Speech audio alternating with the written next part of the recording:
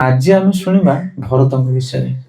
ଭରତଙ୍କର ଚରିତ୍ର ହଉଛି ନିଆରା ଚରିତ୍ର ରାମାୟଣରେ। ଯିଏ ନିଜକୁ ଭରତଙ୍କର ଚରିତ୍ର ଭଳି ସଜେଇ ପାରିଲା ସେ ବହୁତ ଶୀଘ୍ର ଭଗବାନଙ୍କର ପ୍ରିୟ ହେଇପାରିବ। ଭରତଙ୍କର ଯୋଉ ମାର୍ଗ ବହୁତ କ୍ଷିପ୍ର ମାର୍ଗ, ସେ ମାର୍ଗରେ ଯିଏ ପାଦ ଦବ ସେ ଅତି ଶୀଘ୍ର ଭଗବତ ପ୍ରାପ୍ତି ହେଇପାରିବ। ବହୁତ ନିଷ୍ଠା, ଏମିତିକି କୁହାଯାଏ ଲକ୍ଷ୍ମଣଙ୍କ ଠାରୁ ମଧ୍ୟ ଅଧିକ ତୀବ୍ର ଭକ୍ତି ଆଚରଣ କରୁଥିଲେ ଭରତ। ଭରତ ନା ଯେମିତି ତାଙ୍କର କାମ ସେମିତି। ଭରତ ମାନେ ଭାର ବହତି ଇତି ଭରତ, ଯେ ଭାରକୁ ବହନ କରନ୍ତି। ଆପଣ କହିବେ କଣ ଭାରକୁ ବହନ କରୁଥିଲେ ଭରତ? ଦେଖ ତାଙ୍କ ଜୀବନ ଚର୍ଯ୍ୟାକୁ ଦେଖ ଭରତଙ୍କର। ଯେତେବେଳେ ରାମଚନ୍ଦ୍ର ମହାପ୍ରଭୁ ବନକୁ ଚାଲିଗଲେ କୈକେୟୀଙ୍କର ନିର୍ଦ୍ଦେଶରେ, ସେତେବେଳେ ଭରତ ଘରେ ନଥିଲେ। କୋଉଠି ଥିଲେ ଭରତ? ସତ ମାମୁଁ ଘରେ ଥିଲେ। ଆଉ ରାମଚନ୍ଦ୍ର ଚାଲିଗଲେ, କାରଣ ରାମଚନ୍ଦ୍ର ଜାଣିଛନ୍ତି ଭରତ ଯଦି ଉପସ୍ଥିତ ରହିବ ଅଯୋଧ୍ୟାରେ ତାହେଲେ ସେ ମତେ ଛାଡିବ ନାହିଁ। ଏଇ ଘଟଣାକୁ ଅଘଟଣରେ ସେ ପରିବର୍ତ୍ତନ କରିଦବ। କିଏ? ଭରତ। ସେ ତାଙ୍କ ମାଙ୍କୁ କ୍ଷମା କରିବ ନାହିଁ, ବାପାଙ୍କ ଶପଥକୁ ଗ୍ରହଣ କରିବ ନାହିଁ। ସେ ସବୁ ଏପଟ ସେପଟ କରିଦବ ଭରତ। ସେଥିପାଇଁ ଭରତ ଭଗବାନ ଜାଣିଛନ୍ତି ସବୁ ଲୀଳା। ସେଥିପାଇଁ ସେ ମାମୁଁ ଘରେ ଥିଲା ବେଳେ ଏଇ କାଣ୍ଡକୁ କରିଛନ୍ତି। ଆଉ ଭଗବାନ ସେ ପଳେଇ ଯାଇଛନ୍ତି। ଭରତ ଯେତେବେଳେ ଆସିକି ପହଞ୍ଚୁଛନ୍ତି ଅଯୋଧ୍ୟାରେ, ତାଙ୍କର ଦୁଃଖର ଆଉ ସୀମା ନାହିଁ। ସେ ଯେତେବେଳେ ଶୁଣୁଛନ୍ତି ଯେ କୈକେୟୀଙ୍କ ଯୋଗୁଁ ଭରତ ବନକୁ ଯାଇଛନ୍ତି, ତାଙ୍କ ହୃଦୟ ଫାଟି ଯାଉଛି ପୁରା। ତୁ ମା ନା ଆଉ କଣ? କେଇଭଳି ତୁ ମୋର ମା, ମୁଁ କେମିତି ମୁହଁ ଦେଖିକି ରାସ୍ତାରେ ଚାଲିବି ଯେ ଭରତର ମା ଯୋଗୁଁ ରାମ ବନକୁ ଚାଲିଗଲେ। କୌଶଲ୍ୟା ନିଜ ମାଙ୍କର ଶକ୍ତି ଅଛି ପୁତ୍ରକୁ ଦଣ୍ଡ ଦେବା ପାଇଁ, କିନ୍ତୁ ତୋର କଣ ଶକ୍ତି ଥିଲେ ତୁ ରାମକୁ ଏତେ ବଡ ଦଣ୍ଡ ଦେଲୁ? ବୁଝିପାରୁଛ ନା କାହା କଥା? ନିଜ ମା ଚାପଡ଼ାଟା ପକେଇ ପାରିବ ଛୁଆକୁ, କିନ୍ତୁ ଖୁଡି କିମ୍ବା ବଡ ମା ସେ ବାଡେଇ ପାରିବ କି? ସେ ଅଧିକାର ସେମାନଙ୍କର ନଥାଏ। କିଛି କହିପାରନ୍ତି କିନ୍ତୁ ଦଣ୍ଡ ଦେବାର ଅଧିକାର ମାର ଥାଏ। ତୁ କିଭଳି ଏତେ ବଡ ଦଣ୍ଡ ଦେଲୁ? ତ ଭରତଙ୍କର ଦୁଃଖ ଆଉ କହିଲେ ନ ସରେ। ସେ ତାଙ୍କ ମା ପ୍ରତି ଏତେ କ୍ରୋଧିତ ହେଇଗଲେ ଯେ ଆଉ କହିଲେ ନ ସରେ। କିନ୍ତୁ ତଥାପି ସେ ନିଜକୁ ସମ୍ଭାଳିଲେ। ମା ନା କଣ କରାଯିବ? ଆମ ଜୀବନରେ ମଧ୍ୟ ଏମିତି ତପସ୍ୟା ଆସେ। ଘରେ ପରିବାରରେ ବେଳେ ବେଳେ ଲୋକମାନେ ଏମିତି ବିଦ୍ୱେଷୀ ହେଇଯାଆନ୍ତି ତମ ଉପରେ। ଭଗବାନଙ୍କୁ ନିନ୍ଦା କରିବେ, ତମ ଜପକୁ ନିନ୍ଦା କରିବେ। ତମେ ଯାଉଛ ମଠ ଆଶ୍ରମକୁ ମଧ୍ୟ ନିନ୍ଦା କରିବେ। କରୁଛ ନା ନାଇଁ? ନିଜ ଲୋକମାନେ ତମେ ଦାନ୍ତକୁ ଚିପିକି ଭିଡିକି ଖାଲି ରହିବ। ନା କହିପାରିବ ନା ସହିପାରିବ। ସତ ନା ନାଇଁ? ତାକୁ କୁହାଯାଏ ପ୍ରକୃତରେ ଭାର। ବୋଝ ମୁଣ୍ଡେଇବା ବଡ ଭାର ନୁହଁ। କିଏ ଆସିକି ଝାଡୁ ମାରିଲା, ରୋଷେଇ କରିଦେଲା, ଏଇଟା ବେଶୀ ଭାର ନୁହଁ। କିନ୍ତୁ ଘରେ ଯୋଉ କଟୁ ବାକ୍ୟ, ଯୋଉ ପରିସ୍ଥିତିକି ସହନ କରିବା, ସେଇଟା ହଉଛି ପ୍ରକୃତରେ ବହୁତ ବଡ ଭାର। ଆଉ ଜଗତରେ ଯିଏ ସେଇ ଭାରକୁ ନ ସହିବ ସେ ରାମଚନ୍ଦ୍ରଙ୍କ ସେବା କରିପାରିବ ନାହିଁ। ସେଥିପାଇଁ ଚୈତନ୍ୟ ମହାପ୍ରଭୁ କହିଲେ, ତୃଣାଦପି ସୁନିଚନ ତରଣିବ ସହିଷ୍ଣୁନା ଅମାନିନ ମାନତେନ କୀର୍ତ୍ତନୀୟ ସଦାହରି। ଜୀବନରେ ସହନଶୀଳ କେମିତି ନା ଗଛ ଭଳିଆ ସହିବ। ଲୋକ ତମକୁ ପଥର ମାରିବେ, ତମେ ତାଙ୍କୁ ଫଳ ଦବ। ଘର ଲୋକମାନେ, ପରିବାରର ଲୋକମାନେ, ଅଡୋଶୀ ପଡୋଶୀ ଲୋକମାନେ ନିନ୍ଦା କରିବେ, ଭର୍ତ୍ସନା କରିବେ, ଗାଳି ଦେବେ, କୁହାସା କହିବେ, କିନ୍ତୁ ତଥାପି ତାକୁ ସହନ କରିବ ତମେ। ଆଉ ନିଜ କାର୍ଯ୍ୟ ତମେ ସମ୍ପାଦନ କରିବାକୁ ପଡିବ। ଭରତ ତାପରେ ଚିନ୍ତା କରୁଛନ୍ତି, ମୁଁ କଣ କରିବି? ମା ତ ଏତେ ବଡ ଦୋଷ କଲା। ତାପରେ ସେ ପାତ୍ର ମନ୍ତ୍ରୀ ମାନଙ୍କୁ ନେଇକି ଯାଉଛନ୍ତି କୁଆଡେ? ବନକୁ। କହୁଛନ୍ତି ରାମଚନ୍ଦ୍ର ଯୋଉଠି ଥିବେ ମୁଁ ଫେରେଇ ଆଣିବି। ଆକୁ କୁହାଯାଏ ପ୍ରୟାସ। ଏମିତି ନୁହେଁ ଯେ ଘର ଲୋକ ତମକୁ ଯଦି ଗାଳି ଦଉଛନ୍ତି, ନିନ୍ଦା କରୁଛନ୍ତି, ତମେ କହ ହଁ ସେ ଗାଳି ଦିଅନ୍ତୁ, ଆମ କାମ ଆମେ କମେଇଲେ ଗଲା। ଏଇଟା ବି ଗୋଟେ ସହନଶୀଳତା। କିଛି କିଛି ମା ମାନେ କହନ୍ତି, ପ୍ରଭୁ ଆମର ସେଟା ଗୋଟେ କୁକୁଡ଼ାଟା ଅଛି ଘରେ, ସବୁବେଳେ କାଡରୁ କାଡରୁ ହଉଛି, ମୁଁ ତା କଥା ଶୁଣୁନି, ସେ ତା ସେ ହଉତା, ମୁଁ ବସି ପଳେଇ ଆସୁଛି। ନା, ସେମିତି ମଧ୍ୟ କରିପାରିବ ନାହିଁ। ସେ ସ୍ୱାମୀ, ସେମାନେ ଶ୍ୱଶୁର, ବଡ ଲୋକ ଘରେ ଅଛନ୍ତି, ସେମାନେ ଯଦି ତମ ଉପରେ କ୍ରୋଧ କରୁଛନ୍ତି ତାହେଲେ ତମେ ତାଙ୍କୁ ପ୍ରଚେଷ୍ଟା କରିବ ଶାନ୍ତ କରିବା ପାଇଁ। ଏଇ ଭରତଙ୍କର ଦ୍ୱିତୀୟ ଷ୍ଟେପ ହଉଛି ପ୍ରଚେଷ୍ଟା। ସେ ତାଙ୍କର ନିଜ ଲୋକମାନଙ୍କୁ ଯାଇକି ଜଙ୍ଗଲରେ ପହଞ୍ଚୁଛନ୍ତି, କେତେ ପ୍ରକାର ପ୍ରୟାସ କରୁଛନ୍ତି। ଭରତ ଆଉ ରାମଙ୍କର ଯୋଉ ମିଳନ ହଉଛି ଜଙ୍ଗଲରେ, ବନରେ, ସେ ପ୍ରସଙ୍ଗ ବହୁତ ଗମ୍ଭୀର। ମାନେ ସେ ଯୋଉ ନିୟମ, ସେ ଯୋଉ ନ୍ୟାୟକୁ କେହି ମୀମାଂସା କରିପାରିବେ ନାହିଁ। ଏତେ ଜଟିଳ ନ୍ୟାୟ ସିଏ। ଭରତ ଏତେ ପ୍ରକାର ରାମଚନ୍ଦ୍ରଙ୍କୁ ବୁଝଉଛନ୍ତି ଯେ ରାମଚନ୍ଦ୍ରଙ୍କ ପାଖରେ ବାଣୀ ରହୁନି ଯେ କଣ କହିକି ଭରତକୁ ମୁଁ ସାନ୍ତ୍ୱନା ଦେବି। ଭରତ କହୁଛନ୍ତି ତୁମେ ଫେରି ଆସିବାକୁ ପଡିବ ଅଯୋଧ୍ୟାକୁ, ତମକୁ ମୁଁ ଛାଡିକି ରହିପାରିବି ନାହିଁ। କଣ ନ୍ୟାୟ ଦଉଛ ଦିଅ, ମୁଁ ତମକୁ ନେଇକି ହିଁ ଯିବି ଅଯୋଧ୍ୟା। ଭରତର ଗୋଟିଏ ପଣ। କିନ୍ତୁ ଶେଷରେ ରାମଚନ୍ଦ୍ର ମହାପ୍ରଭୁ ତ ସେ ତ ଜଗତପତି, ସେ ସମସ୍ତଙ୍କୁ ବିମୋହିତ କରିବା ବାଲା। ସେ ବହୁତ ସୁନ୍ଦର କଥା କହି ଭରତକୁ ବୁଝେଇ ଦଉଛନ୍ତି, କହୁଛନ୍ତି ଦେଖେ ଭରତ, ମୁଁ ତତେ କଥା ଦଉଛି, ବେଶୀ ନାହିଁ 14 ବର୍ଷ, ଏଇ ବୁଲିକି ଚାହୁଁ ଚାହୁଁ 14 ବର୍ଷ ଚାଲିଯିବ, ମୁଁ ଆସିକି ତୋ ପାଖରେ ନିଶ୍ଚିତ ପହଞ୍ଚିବି। ଏଇ କଥାଟାକୁ ଭରତ ଗଣ୍ଠି ପକଉଛନ୍ତି। କଣ କହୁଛନ୍ତି ଭରତ? କହୁଛନ୍ତି ପ୍ରଭୁ ଏଇ କଥା ଆପଣ ମନେ ରଖନ୍ତୁ, ମୁଁ ଅଯୋଧ୍ୟାକୁ ଯିବି, ଅଯୋଧ୍ୟା ରାଜ୍ୟକୁ ସମ୍ଭାଳିବି, ଆପଣଙ୍କର ଅନୁପସ୍ଥିତିରେ ମୁଁ ସେ ରାଜ୍ୟକୁ ସମ୍ଭାଳିବି, ଗୋଟେ ସେବକ ଭଳିଆ, ରାଜା ଭଳି ନୁହଁ, ସେବକ ଭଳି ସମ୍ଭାଳିବି, ସେବକ ଭଳି। କିନ୍ତୁ ମନେ ରଖ, ଯୋଉ ଦିନ 14 ବର୍ଷ ପୂର୍ଣ୍ଣ ହବ ସେଇଦିନ ତୁମେ ଅଯୋଧ୍ୟାରେ ପହଞ୍ଚିବା ଦରକାର। ଏଇ ଶପଥ ତମେ ମୋ ପାଖରେ ଆଜି କର। ଆଉ ଯଦି 14 ବର୍ଷ ପରିବାର 2 ଦିନ, ଗୋଟିଏ ଦିନ ଅତିବାହିତ ହବ, ଆଉ ଭରତକୁ ତମେ ଦେଖିବ ନାହିଁ। ଏ ହଉଛି ନିଷ୍ପତ୍ତି ନେଉଛନ୍ତି ସେ। ସେଥିପାଇଁ ଆମେ ବି ଘରେ ଯୋଉମାନେ ଆମ ପ୍ରତି ଈର୍ଷାଳୁ ଅଛନ୍ତି, ଆମେ ସେମାନଙ୍କୁ ଚେଷ୍ଟା କରିବା ଭକ୍ତି ମାର୍ଗକୁ ଆଣିବା ପାଇଁ। ଯଦି ସେମାନେ ବି ନ ଆସୁଛନ୍ତି, ଆମକୁ ଗାଳି ମନ୍ଦ କରୁଛନ୍ତି, ତାଙ୍କ ଆଗରେ ତୁମେ କଣ କରିବ? ସଂକଳ୍ପ ନେଇପାରିବ। ଠିକ ଅଛି, ତମେ ପରା କହୁଛ ମାଛ ମାଂସ ରାନ୍ଧିକି ଦେବି, ମୁଁ ତମକୁ ମାଛ ମାଂସ ରାନ୍ଧିକି ଦେବି, ମନା ନାହିଁ। କିନ୍ତୁ ମୁଁ ଯୋଉଠିକି ପ୍ରୋଗ୍ରାମ ଡାକି ତମେ ଯିବ ନା? ହରି ବୋଲ। କଣ ବୁଝିପାରୁଛ ନା ନାଇଁ କାହା କଥା? ତମ ସର୍ତ୍ତରେ ମୁଁ ରାଜି, ମୋର ସର୍ତ୍ତରେ ତମେ ରାଜି ହବା ଦରକାର। ଇଏ ହଉଛି ଭରତ ଆଉ ରାମଚନ୍ଦ୍ରଙ୍କ ଭିତରେ ଡିସିସନ, ନିଷ୍ପତ୍ତି। କଣ ବୁଝିପାରୁଛ? ସେଥିପାଇଁ ଭକ୍ତ ବଡ ଚାଲାକ ହବା ଦରକାର। ସ୍ୱାମୀ ସହିତ ଝଗଡା କରି ତମେ କୁଆଡେ ଯିବ? ସ୍ତ୍ରୀ ସହିତ ଝଗଡା କରି ସ୍ୱାମୀ କୁଆଡେ ଯିବ? ସକାଳ ପାଇଲେ ତ ମୁଁ ଚାହିଁ ଚାହିଁ। କିନ୍ତୁ ତାଙ୍କୁ ଆମେ ଚେଷ୍ଟା କରିବା ସୁଧାରିବା ପାଇଁ, ନ ଚେଷ୍ଟା କଲେ ନିଜର ସୂତ୍ର ପ୍ରୟୋଗ କରିବା। ଇଏ ହଉଛି ଭରତଙ୍କର ଶିକ୍ଷା। ତାପରେ ଭରତ ପାଦୁକା ନେଇକି ଆସୁଛନ୍ତି। ଅଯୋଧ୍ୟାର ରାଜ ସିଂହାସନ ଉପରେ ରଖୁଛନ୍ତି ପାଦୁକା, ଆଉ ରହୁଛନ୍ତି କୋଉଠି? ନନ୍ଦୀ ଗାଁରେ। କହିଲେ ମୋ ପ୍ରଭୁ ରାମଚନ୍ଦ୍ର ଜଙ୍ଗଲରେ କରିବେ ତପସ୍ୟା, ଆଉ ମୁଁ ଯେ ଏଠି ନନ୍ଦୀ ଗାଁରେ ରାଜ ସିଂହାସନରେ ଅଯୋଧ୍ୟାରେ ବସିବି କି? ସେଥିପାଇଁ ଭରତଙ୍କର ଜୀବନ ଦେଖ କିଭଳିଆ। ଭରତ ନନ୍ଦୀ ଗାଁରେ ଯେତେବେଳେ ରହୁଥିଲେ, ସେ ମାଟିକି ଖୋଳି ଦେଇଥିଲେ 2-3 ଫୁଟ ଗାଢା। ଏଇ ଭୂମିରେ ମଧ୍ୟ ସେ ଶୋଉନଥିଲେ। କହିଲେ ରାମଚନ୍ଦ୍ର ଏବେ ପାଲିଙ୍କିରେ ଶୋଉନଥିବେ, କାରଣ ସେ ଭୂମିରେ ଶୋଉଥିବେ, ବଣରେ ଅଛନ୍ତି। ଯଦି ରାମଚନ୍ଦ୍ର ଭୂମିରେ ଶୋଇଲେ, ତାହେଲେ ମୁଁ ତାଙ୍କ ସେବକ ହେଇକି ତାଙ୍କ ଲେବୁଲରେ କେମିତି ଶୋଇବି? ଦେଖ ସେବକର ଗୁଣ କେମିତି। କହିଲେ ମୁଁ ଭରତ, ମୁଁ ହଉଛି ତାଙ୍କର ସେବକ।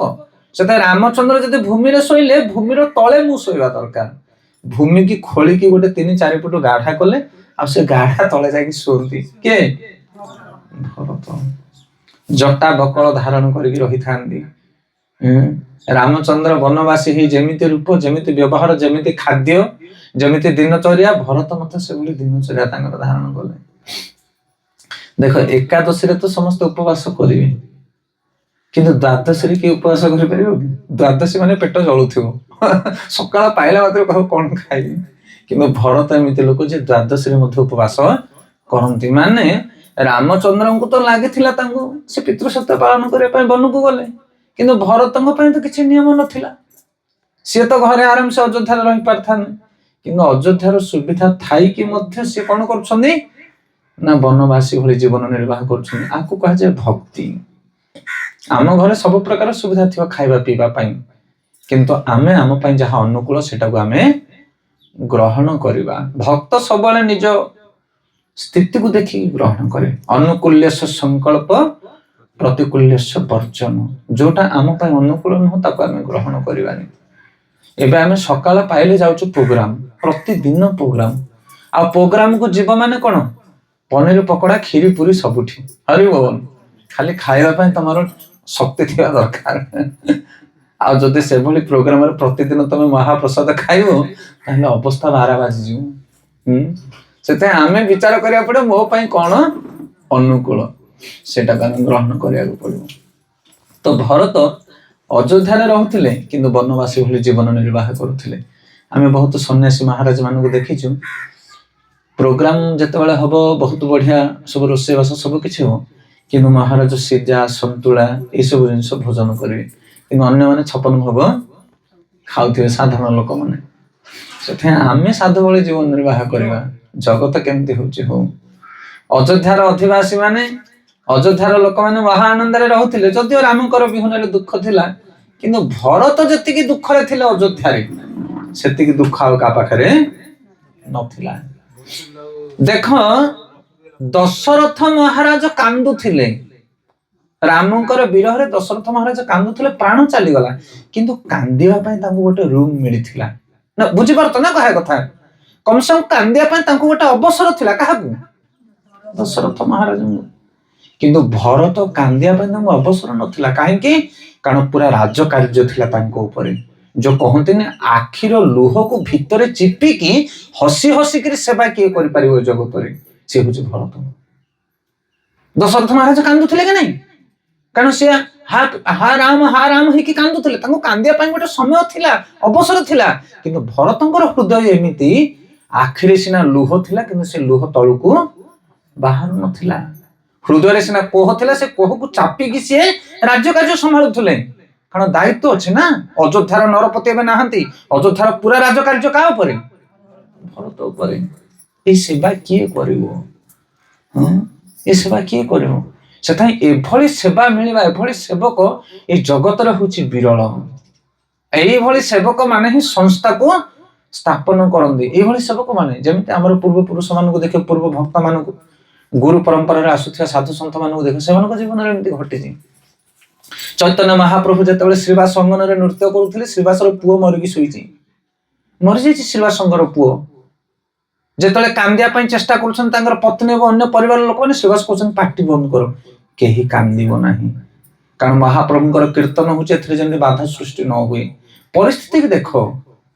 କାଲି ପ୍ରଭୁଜୀ କହୁଥିଲେ ଆମ ଘରେ ଟିକେ ବିପଦ ପଡିଲେ ଆମେ ଭଗବାନଙ୍କୁ ଛାଡି ଦଉଛେ, ଟିକେ ଅସୁବିଧା ପଡିଲେ ପ୍ରୋଗ୍ରାମ ଆମେ ଯିବୁନୁ, ଟିକେ ଅସୁବିଧା ପଡିଲେ ଜପମାଳ ଥାଉ ପଛେ ଜପ କରିବି। କିନ୍ତୁ ଭରତ କଣ ଥିଲା ତାଙ୍କ ସ୍ଥିତି? କିନ୍ତୁ ହେଇକି ମଧ୍ୟ ସେ ତାଙ୍କର ସେବାକୁ ଟିକେ ହେଲେ ଡିଲେ କରୁନଥିଲେ, ରାଜକାର୍ଯ୍ୟ ସମ୍ଭାଳୁଥିଲେ। ଆଚାର୍ଯ୍ୟ ମାନେ କହୁଛନ୍ତି ରାମଚନ୍ଦ୍ର 14 ବର୍ଷ ବନକୁ ଚାଲିଗଲେ, ଦଶରଥ ମହାରାଜ ଦୁଃଖାଭିଭୂତ ହୋଇ ପ୍ରାଣ ତ୍ୟାଗ କଲେ। ସେଇ 14 ବର୍ଷ କାଳ ଭରତ ରାମ ରାଜ୍ୟକୁ ଶାସନ କରିଥିଲେ। ଆଉ ବର୍ଣ୍ଣନା କରାଯାଉଛି ଅଯୋଧ୍ୟାର ଯେତିକି ରାଜକୋଷ ଥିଲା ତାହା ବହୁ ଗୁଣରେ ଅଧିକ କରିଦେଇଥିଲେ। କିଏ? ଭରତ।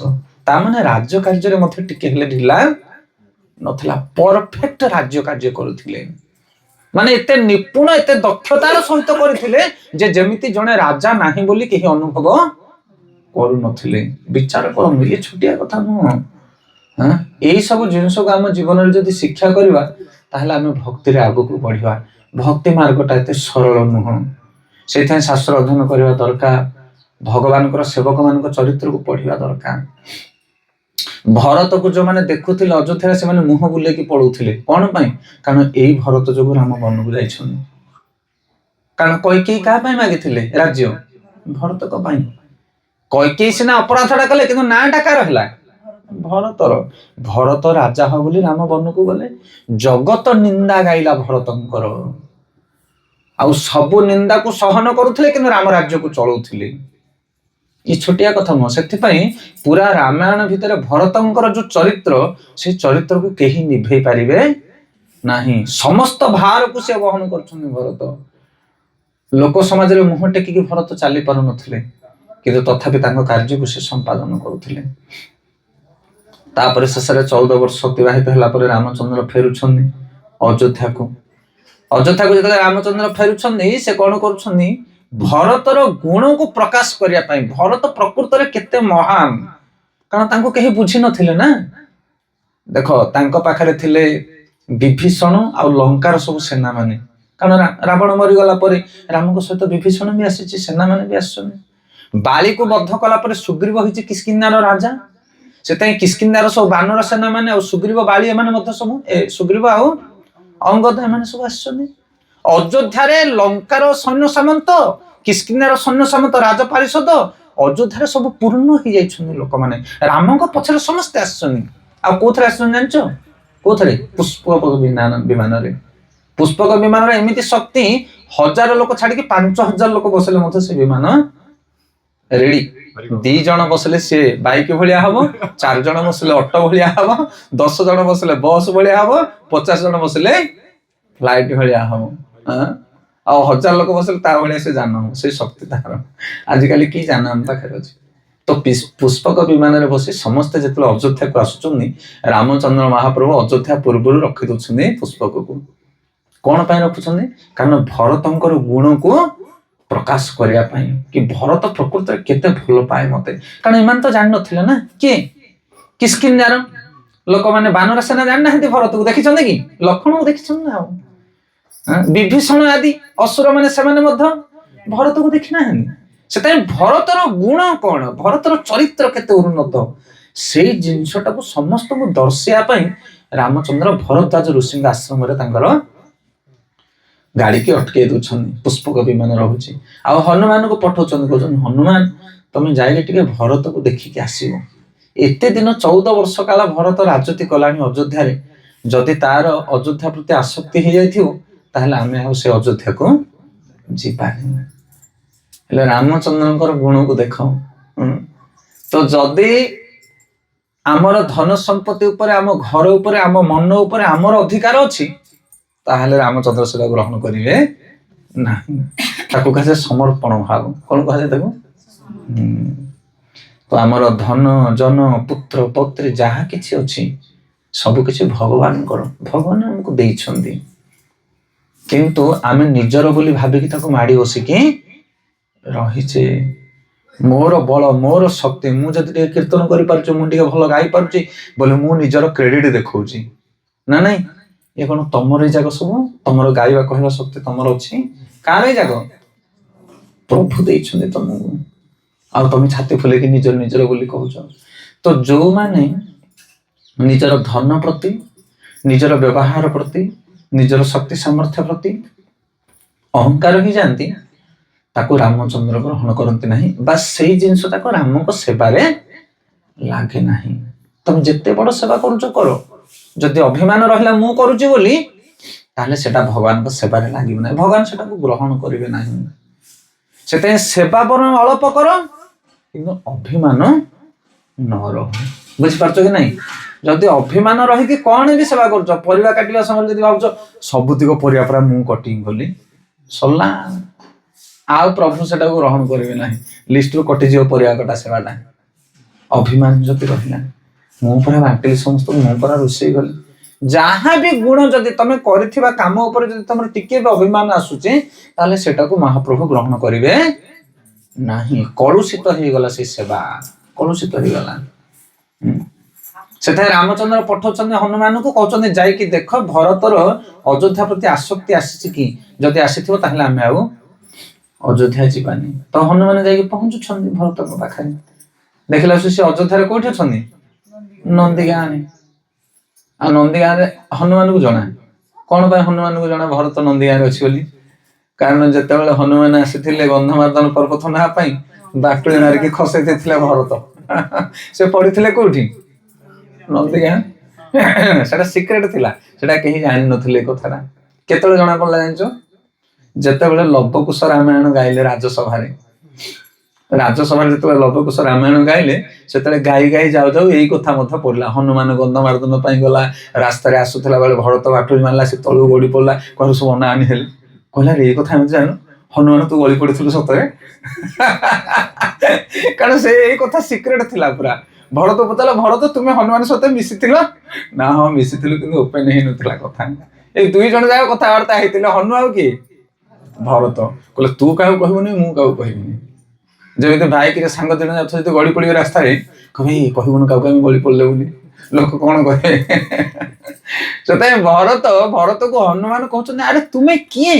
ତୁମର ବାଟୁଳିରେ ମୋ ଭଳିଆ ଗୋଟେ ଲୋକ ଗଳିକି ପଡିଗଲା ତଳେ, ଜଗତରେ ମତେ କଣ କହିବେ? ହନୁମାନ ଗୋଟେ ବାଟୁଳି ମାଡରେ ପଡିଗଲା। ଭରତ କହୁଛି, ଆରେ ତୁମେ କିଏ? ମୋ ବାଟୁଳି ମାଡ ଖାଇକି ମତେ ତମେ କଥା କହୁଛ? କାରଣ ଏଇ ବାଟୁଳି ଯାହା ଦେହରେ ବାଜିବ ସେ ପ୍ରାଣ ପାଇବ ନାହିଁ। ନା ବୁଝିପାରୁଛ ନା? ମାନେ 2 ଜଣ ଯାକର ଶକ୍ତି ଉପରେ ଏତେ ପ୍ରଗାଢ଼ତା ଥିଲା ତାଙ୍କର। ସେଥିପାଇଁ ଭରତ କହୁଛି, ମତେ ଲାଜ ମାଡିବ ତୁ ବଞ୍ଚିଛୁ ବୋଲି ଜାଣିଲେ, ସେଥିପାଇଁ କାହାକୁ କହିବୁନି ମୁଁ ବଞ୍ଚିଗଲି ବୋଲି। ହନୁମାନ କହୁଛି, ତୁ କହିବୁନି କାହାକୁ, ମୁଁ ମାରିକି କାହାକୁ ଖସେଇଦେଲି ବୋଲି। ତ ଏଟା ସିକ୍ରେଟ ଥିଲା 2 ଜଣ ଯାକ। ସେଥିପାଇଁ ହନୁମାନଙ୍କୁ ରାମ ପଠଉଛନ୍ତି, କାରଣ ଇଏ ଜାଣିଛି ଭରତ କୋଉଠି ଅଛି। କିଏ ସିନା ଜାଣନ୍ତିନି, କଣ ରାମ ଜାଣନ୍ତିନି କଣ ଘଟୁଛି? ସେ ତ ଅନ୍ତର୍ଯାମୀ। ତାପରେ ହନୁମାନ ଯାଇକି ନନ୍ଦୀ ଗାଁରେ ପହଞ୍ଚୁଛନ୍ତି। ଆଉ ନନ୍ଦୀ ଗାଁରେ ଦେଖୁ ଦେଖୁ, ହନୁମାନଙ୍କୁ ଦେଖୁ ଭରତ ତ ଚିହ୍ନିଛୁ ନା, ସେଥିପାଇଁ ସେ ବିକଳ ହେଇକି ହନୁମାନଙ୍କୁ ପଚାରୁଛି, ପ୍ରଭୁ କାହାନ୍ତି? କାରଣ 14 ବର୍ଷ ଆଜି ପୂର୍ଣ୍ଣ ହେଇଯାଇଛି, ଆଉ ଗୋଟିଏ ଦିନ ଯଦି ବଳକା ହୁଏ ତାହେଲେ ମତେ ଆଉ କେହି ଦେଖିବେ ନାହିଁ। ନିଷ୍ଠା ଆଉ ପଣ ସହକାରେ ବସିଛି ଭରତ। ସେଥିପାଇଁ ଭରତ ପଣ ନେଇଛି। ହନୁମାନ ଯେତେବେଳେ ଦେଖୁଛି ଭରତଙ୍କର ଏଇ ନିଷ୍ଠା, ତା ହୃଦୟ ପୁରା ଗଦଗଦ ହେଇଯାଉଛି। ହନୁମାନ ଭାବୁଛି, ଆମେ କି ସେବକ, ରାମଚନ୍ଦ୍ରଙ୍କର ପାଖରେ ଥାଇକି ଆମେ ତାଙ୍କ ପ୍ରତି ଯେତିକି ଭକ୍ତି ନାହିଁ, ତାଙ୍କ ଠାରୁ ବହୁ ଦୂରରେ ଥାଇ ଭରତଙ୍କର କି ଭକ୍ତି। ହନୁମାନ ନିଜକୁ ସେଠି କଣ ଭାବୁଛନ୍ତି? କୃତ୍ୟ କୃତ୍ୟ ମନେ କରୁଛନ୍ତି, କହୁଛନ୍ତି ଆହା। ତାପରେ ହନୁମାନ ଯାଇକି କଣ କରୁଛନ୍ତି? ରାମଚନ୍ଦ୍ରଙ୍କୁ ଗୁଣଗାନ କରୁଛନ୍ତି। କାହାର? ଭରତଙ୍କର। କହୁଛନ୍ତି ରାମଚନ୍ଦ୍ରଙ୍କ ଭରତଙ୍କର ହୃଦୟରେ ଅଯୋଧ୍ୟା ପ୍ରତି ଲେଶ ମାତ୍ର ଇଚ୍ଛା ନାହିଁ, ଅଭିଳାଷ ନାହିଁ। ହେ ପ୍ରଭୁ ରାମଚନ୍ଦ୍ର, ସେ କାନ୍ଦୁଛି ଭରତ। ସେ ସେଇ ଦିନର କଥାକୁ ମନେ ପକଉଛି। ଏବେ ବି ଯୋଉଦିନ ପାଦୁକା ନେଇକି ଆସିଥିଲା, କହୁଛି ଆଜି 14 ବର୍ଷ ପୂର୍ଣ୍ଣ ହେଇଯାଇଛି, ଯଦି ପ୍ରଭୁ ରାମଚନ୍ଦ୍ର ନ ଆସିବେ ଆଜି, ତାହେଲେ ମୁଁ ପ୍ରାଣ ଝାସ ଦେବି। ଏଇ କଥା ଶୁଣିଲା ପରେ ରାମଚନ୍ଦ୍ର ମଧ୍ୟ ଗଦଗଦ ହଉଛନ୍ତି। ଖାଲି ରାମଚନ୍ଦ୍ର ନୁହଁ, ସେଠି ଯେତେ ସବୁ ଥିଲେ ଅଧିବାସୀ ମାନେ, ଯୋଉମାନେ ଥିଲେ, ସମସ୍ତେ ଆନନ୍ଦରେ ନାଚି ଉଠୁଛନ୍ତି। ଭରତ ଏମିତିକାର ବ୍ୟକ୍ତି। କାରଣ ଆଉ ଟିକେ ପରେ ସମସ୍ତେ ଭରତକୁ ମିଶିବେ ନା। ସେଇଥିପାଇଁ ରାମଚନ୍ଦ୍ର ସମସ୍ତଙ୍କୁ ପ୍ରିପେୟାର କରିଦଉଛନ୍ତି। ତୁମେ ଯାହାକୁ ମିଶିବା ପାଇଁ ଯାଉଛ, ଅଯୋଧ୍ୟାର ନରପତି ଯିଏ ଏବେ ଭରତ, ସେ ସାଧାରଣ ଲୋକ ନୁହଁ। ସିଏ ମୋର ଶତ୍ରୁ ନୁହଁ, ସେ ମୋର ଶତ୍ରୁ ଭରତ ନୁହଁ। ସେ ଜଗତର ସବୁଠାରୁ ମୋର ପ୍ରିୟ। ତାର ଭଳି ଜଗତରେ କେହି ନାହାନ୍ତି। ତ ଏଇ କଥା କିଏ କହୁଛନ୍ତି? ହନୁମାନ କହୁଛନ୍ତି ସମସ୍ତଙ୍କ ଆଗରେ। କାରଣ ରାମଚନ୍ଦ୍ର ପଚାରୁଛନ୍ତି, ଆରେ ହନୁମାନ କହ, ଭରତର କଣ ସ୍ଥିତି, କେମିତି ଅଛି ଭରତ, ତାର କଣ ଲାଳସା ହେଇଯାଇଛି କି ଅଯୋଧ୍ୟାରେ? ତ ହନୁମାନ ପୁରା ବିଶଦ ଭାବରେ ବର୍ଣ୍ଣନା କରୁଛି ସମସ୍ତଙ୍କ ଆଗରେ। ନା ନା ପ୍ରଭୁ, ଭରତଙ୍କ ଭଳି ଚରିତ୍ର ଜଗତରେ କେହି ନାହିଁ। ସେଥିପାଇଁ ସିଏ ହଉଛନ୍ତି ଭରତ। ଆମେ ବି ପଣ ନବା। ଆମର ପଣ କଣ? ସକାଳୁ ଜପ ସରିବ, ତାପରେ ଯାହା କିଛି ହବ। ଯେମିତି ଭରତ ପଣ ନେଇଥିଲା, ରାମଚନ୍ଦ୍ର ମହାପ୍ରଭୁ ଅଯୋଧ୍ୟାକୁ ନ ଆସିଲା ପର୍ଯ୍ୟନ୍ତ ମୁଁ ଚାହିଁ ବସିଥିବି 14 ବର୍ଷର ଯୋଉ କଣ୍ଟ। ତ ସେଇଭଳି ଭାବରେ ଆମେ ବି ନିଷ୍ପତ୍ତି ନବା। ଆଉ ଯିଏ ସଂକଳ୍ପ ନ କରିବ, ସେ ଭକ୍ତିରେ ଆଗକୁ ବଢି ପାରିବ ନାହିଁ। ବହୁତ ଗୁଡେ ଲୋକ ବେଳେ ବେଳେ କହନ୍ତି, ଭକ୍ତମାନେ କହନ୍ତି, ପ୍ରଭୁ କଣ ହବ, ଆଜି ତ ଭାବୁଥିବୁ ଏହା କରିବୁ, 2 ଦିନ ପରେ ଭୁଲି ଯାଇଥିବୁ। ଏମିତି ହଉଛି କି ନାଇଁ? ଆଜି ଯେତେବେଳେ କଥା ଶୁଣିବ, ପ୍ରବଚନ ଶୁଣିବ, ଆମକୁ ଭଲ ଲାଗିବ, ନାଇଁ ଏଥର ସବୁବେଳେ ସକାଳୁ ଉଠିକି ଜପ କରିବି। ସନ୍ଧ୍ୟାବେଳେ ସବୁବେଳେ ଭାଗବତ ଏଥର ଟିକେ ଟିକେ ପଢିବି। ପୁରା କାନରେ ଗଣ୍ଠି ପକେଇକି ଯାଉଛି, କିନ୍ତୁ 4 ଦିନ ପରେ ଗଣ୍ଠି ଖୋଲି ଯାଉଛି। ଆଉ ସକାଳୁ ଜପ ନାହିଁ କି ସନ୍ଧ୍ୟାବେଳେ ଭାଗବତ ନାହିଁ, ଭୁଲି ଯାଉଛ ନା? ଏମିତି ହଉଛି କି ନାଇଁ? ସେଇଥିପାଇଁ କୁହାଯାଏ, ତାକୁ କୁହାଯାଏ ସଂକଳ୍ପ ଶକ୍ତି। ଯଦି ମନୁଷ୍ୟ ସଂକଳ୍ପ କରିବ, ନାଇଁ ମୁଁ ଏଇଟା କରିବି ହିଁ କରିବି, ତାହେଲେ ସଂକଳ୍ପ ଆଗରେ ସମସ୍ତେ ହାର ମାନିବେ। ଆଉ ଭରତ ସଂକଳ୍ପ ନେଇଥିଲା। ଆପଣ ମାନେ ଏଠି ପ୍ରତିଦିନ 4:30 5ଟା ବେଳକୁ ମଙ୍ଗଳ ଆରତି କରୁଛନ୍ତି, ଏଇଟା ଆମେ ସଂକଳ୍ପ ନେଇଛେ। କଣ ବି ହଉ ଆମେ ଯାଇକି ଆରତି କରିବା। ହଉଛି ନା ନାଇଁ?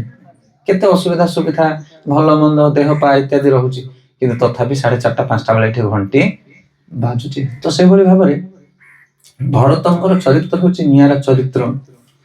ସେ ମହାପ୍ରଭୁ ରାମଚନ୍ଦ୍ରଙ୍କର ସମସ୍ତ ଭାରକୁ ବହନ କରିଥିଲେ, ଆଉ ରାମଚନ୍ଦ୍ରଙ୍କର ପ୍ରିୟ ହେଇପାରିଥିଲେ। ସେଥିପାଇଁ ଆମ ଜୀବନରେ ଆମେ ମଧ୍ୟ ରାମଙ୍କର ଯଦି ପ୍ରିୟ ହେବା ପାଇଁ ଚାହୁଁଛେ, ରାମ ଯିଏ କୃଷ୍ଣ ସେଇ, ତାଙ୍କ ଭିତରେ କିଛି ଡିଫରେନ୍ସ ନାହିଁ, ଫରକ ନାହିଁ। ସେଥିପାଇଁ ଭଗବାନଙ୍କୁ ପ୍ରସନ୍ନତା କରିବା ପାଇଁ ହେଲେ ଆମେ ଲୋକ ଦେଖାଣିଆ ଭକ୍ତି କେବଳ ଚାଲିବନି, ଆମ ହୃଦୟକୁ ଆମେ ପରିବର୍ତ୍ତନ କରିବାକୁ ପଡିବ, ଆମ ଭାବନାକୁ ଆମେ ପରିବର୍ତ୍ତନ କରିବାକୁ ପଡିବ, ଆମ ଚିନ୍ତା ଚେତନାକୁ ପରିବର୍ତ୍ତନ କରିବାକୁ ପଡିବ। ଯେମିତି ରାମଙ୍କର ପ୍ରିୟଜନ ମାନେ ଥିଲେ, ଦଶରଥ ମହାରାଜ, କୌଶଲ୍ୟା କୈକେୟୀ ସୁମିତ୍ରା, ଲକ୍ଷ୍ମଣ, ଭରତ, ଏମାନଙ୍କ ଭଳି ଯଦି ଆମ ଚରିତ୍ରକୁ ଆମେ ସୁଧାରିବା, ତାହେଲେ ରାମଚନ୍ଦ୍ର ମହାପ୍ରଭୁର ଅତୀବ ପ୍ରିୟ ହେଇପାରିବା ଆମେ। ହରେ କୃଷ୍ଣ କୃଷ୍ଣ କୃଷ୍ଣ ହରେ ହରେ, ହରେ ରାମ ରାମ ରାମ